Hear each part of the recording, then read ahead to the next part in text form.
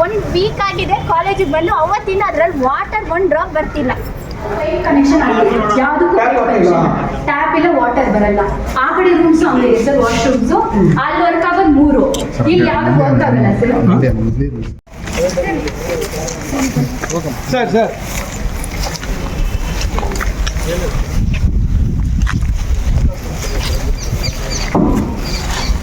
ಆಗ್ಬಿಟ್ಟಿದೆ ಸರ್ ಅದು. ನೋಡಿ ಸರ್, ಇದು ಎಲ್ಲರೂ ಆಚೆ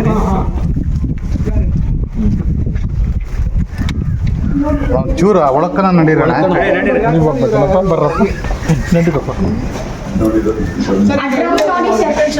ಅದ್ರಲ್ಲಿ ವಾಟರ್ 1 ಡ್ರಾಪ್ ಇದ್ರಲ್ಲಿ ಸರ್, ಇಲ್ಲಿ ವಾಟರ್ ಕನೆಕ್ಷನ್ ಇರ್ಬೇಕಲ್ಲ, ಎಲ್ಲಿದೆ ಸರ್? ವಾಟರ್ ಕನೆಕ್ಷನ್ ಇಲ್ಲ ಸರ್. ನೀವೆಲ್ಲ ಇದು MLA ಸಾಹೇಬ್ ಗಮನ ತಗೊಂಡ್ಬರ್ಬೇಕಲ್ಲಮ್ಮ. ಪ್ರೋಗ್ರಾಮ್ ನಮ್ಮಲ್ಲಿ ಆಫೀಸಲ್ಲಿ ಇರ್ತಾರಲ್ಲ, ಅವಾಗ ಬಂದು ನೀವು ಕಂಪ್ಲೇಂಟ್ ಮಾಡಬೇಕು. ಅವತ್ತು ನಾನು ಹೇಳ್ದೆ ಇಲ್ವಾ, ಅದ್ಯಾರೋ ವಯಸ್ಸಾಗಿದೆ ವಯಸ್ಸಾರ ಸಿಂಗು ವಯಸ್ಸಾಗಿದೆ, ಅವ್ನು ಚೇಂಜ್ ಮಾಡಿ ಬೇರೆಯವ್ರನ್ನ ಹಾಕಿ ಅಂತ ಹೇಳ್ದೆ ಇಲ್ವಾ. 1 ವೀಕ್ ಆಗಿದೆ ಕಾಲೇಜಿಗೆ ಬಂದು, ಅವತ್ತಿನ ಅದ್ರಲ್ಲಿ ವಾಟರ್ 1 ಡ್ರಾಪ್ ಬರ್ತಿಲ್ಲ.